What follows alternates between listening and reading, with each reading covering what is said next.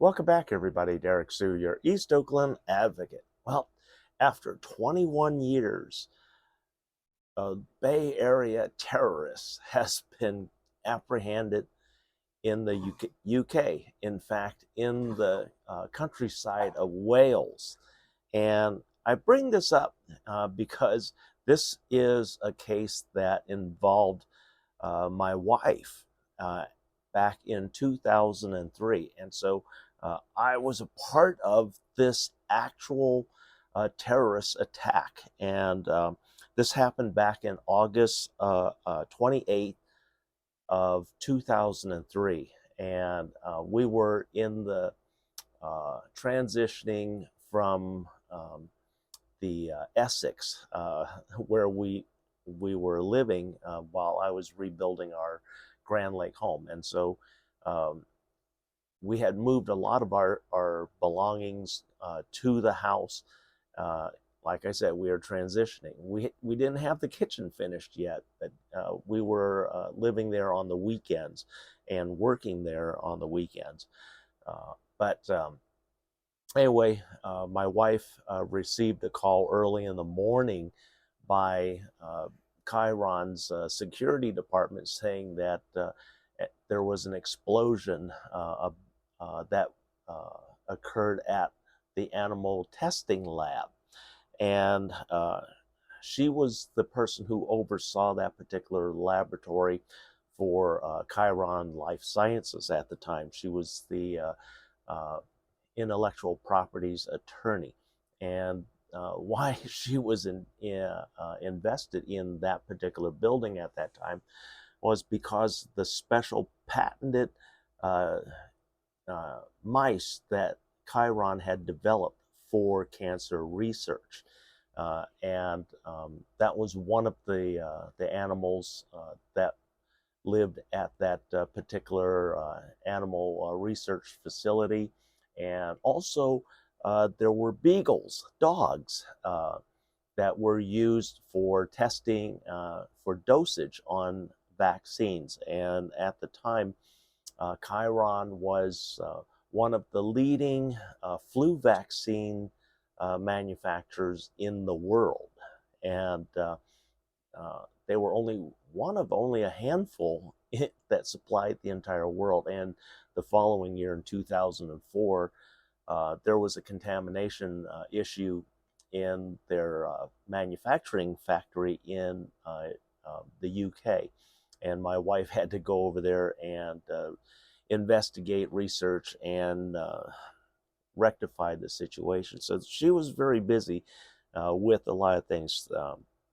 But anyway, they found Daniel Andreas San Diego in the countryside of Wales in the United Kingdom.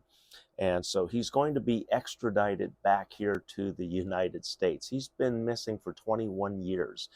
Um, and that explosion, when my wife got that call from Chiron, we were told not to go down to the site because they were still securing everything. Emeryville police was there, and the FBI had been called in. And so, anyway, a number of hours later, we were contacted by the FBI, interviewed about the laboratory, the goings ons at the laboratories, and things like that. But then a very disturbing bit of information came to us, is that these animal rights terrorists that had planted the bomb had the addresses, names and addresses of the employees of Chiron Life Sciences, and especially the leadership of Chiron. So we were put on alert for that, and for good reason. And we were attacked the following weekend in the early morning hours.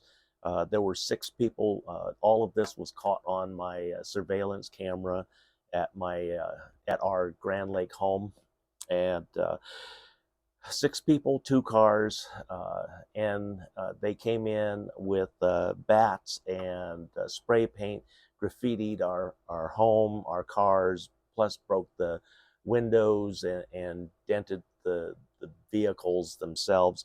How we were alerted to before the noise started was our 2 dogs had started barking, and Pandora was a new dog for me. I had just recently acquired her, and she was still undergoing training for what her purpose was, which was going to be a guard and attack dog.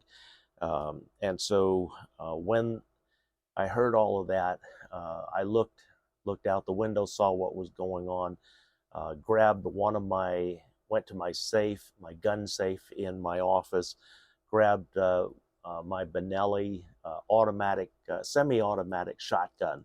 And it's a combat shotgun. It's a military shotgun. This particular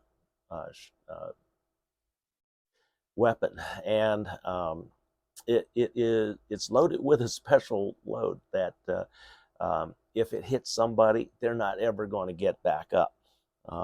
And so anyway, I went rushing out there. As soon as I opened the door, my 2 dogs took off. Pandora, my AM staff, she got hold of one of the terrorists right in the groin area, and I mean, she went to work on that one. And the other ones, they started scattering, especially since they saw the shotgun in my hand. I did get 2 rounds off, nicking one of the suspects as they were getting into their car, and believe me, I put a lot of damage on the car with a 12 gauge 3.5-inch Magnum.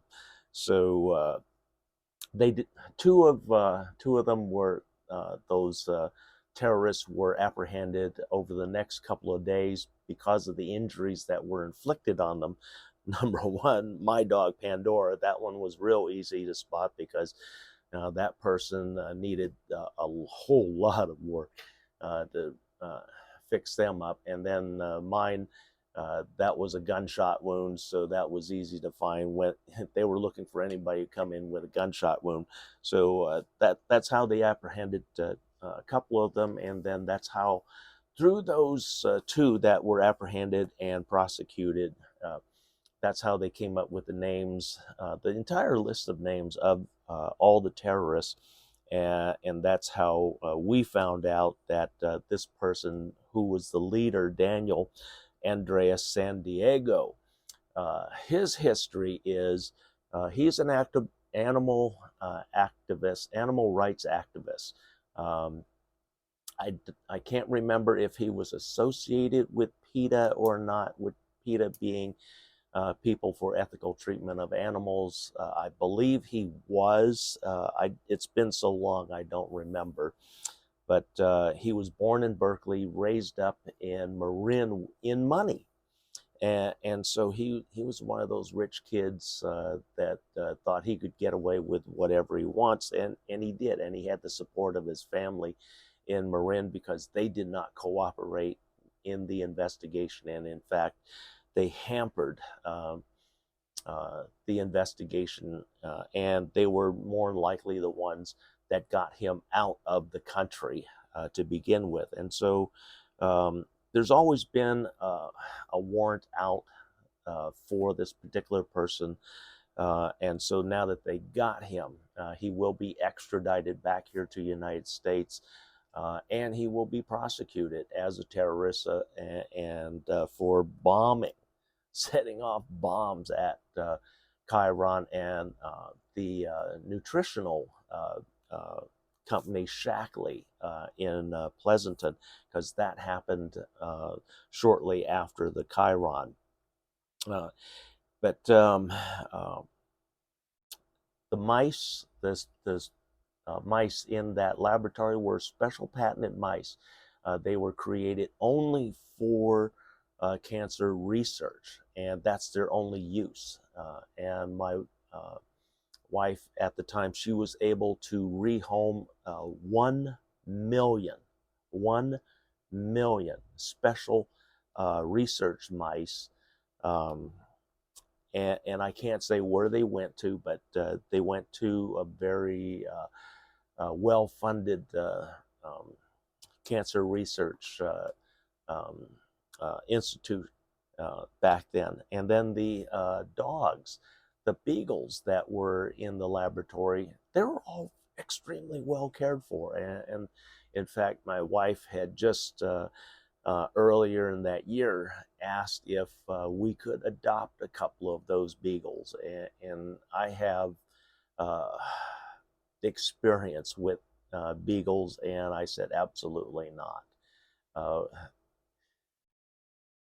and she questioned me, and I gave her some reasons, and I said, they're just not a good fit for our particular household. Um, they're noisy, and they have an odor that um, I was pretty sure she'd find offensive because um, if you don't wash these dogs regularly, um, they have this different doggy smell. So anyway, moving on. She was the supervising person at that the life science lab for the animal testing, and like I said, she rehomed those mice. They were they brought in a lot of different dogs over for the dosing testing, and that's all they were doing, testing the dosing, see if there are side effects on the dogs, and they used beagles specifically for this for particular reason, and so the dogs just wouldn't have fit well for us. But that laboratory was sold off to a different company, and they handle all the animal testing now for uh, uh, um, life sciences. They have no more association with Novartis, who eventually took over Chiron. And my wife ended up leaving Chiron because they were closing the legal department here in Emeryville, and they told her, if you want it work, you have to go back to the main headquarters in New Jersey and work from there, and that's just not an option. So she left Chiron in 2005, shortly after the uh, flu shortage uh, uh, issue back in 2004, which Chiron was a part of. And like I say, it was from their manufacturing factory in the United Kingdom. And it affected over 100 million doses that were to be produced and expected to be half the worldwide supply at that time, and they weren't able to deliver. And that's why there was a flu vaccine shortage for the years of 2004 through 2005. And so, anyway, things went crazy after the attack. Um, the FBI, after we initially had our interview after the bombing in Emeryville, they told us that these people were dangerous, that they were armed, and if they showed up, please call 911 immediately and do whatever we can to stay safe. And it was at that point where FBI saw my credential for Department of Defense, so we had some discussions there, and I along with the Emeryville Police Department and the Emeryville, or not Emeryville, but Chiron's Armed Security Department, we came up with a plan to protect my wife. And I was going to be her acting bodyguard for the next 45 to 90 days. And so I escorted her as an armed um, security person for my wife, a bodyguard for her, and my gun clearly in view, along with my DoD credentials. But also, I was cleared for that with Emeryville Police Department and Chiron's Armed Security Department. So there was no issues ever. In fact, all the security guards, we got to know each other very well. They carried guns. And then when they'd see me pull up to the employee parking lots, which were highly secured lots, they just buzz me in, and I go to secure or go to pick up my wife or drop off my wife, whatever it was. Sometimes I'd go there, for lunch and pick her up, take her out for lunch. And it was a crazy time. And like I said, during the attack, I fired off 2 rounds from my shotgun, my American Staffordshire Terrier. She got hold of one of the terrorists there. And so that's how they were able to get the names, like I said, of the rest of the people that were part of the group. Now they apprehended the final person. We never thought that Daniel would ever be caught.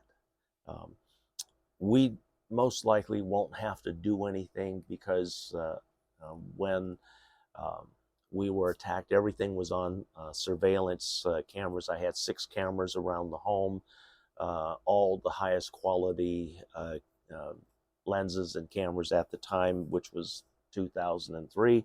And so it was a good system. It clearly identifies the people. That's how FBI were able to get associate the Emeryville bombing with the attack on our home, because the faces were the same in the video at Chiron off of their security cameras, and their faces were the same in the cameras at my home. So that's how we're able to identify them and lock in all the characters that were in play. And it was near midnight when the dogs started barking, and then that's when we start hearing glass breaking and metal being struck. And when I got up to go investigate, look outside, see what was going on, and also saw in the cameras in my office, the screen in my office of what was going on outside, I just immediately went to my gun safe and got my most lethal shotgun out and went downstairs and turned the dogs loose. Like, who let the dogs out? I let the dogs out. And Pandora, like I said, she was only, she's very new with me, just learning everything and getting comfortable with the home. But yeah, she took to her job very well.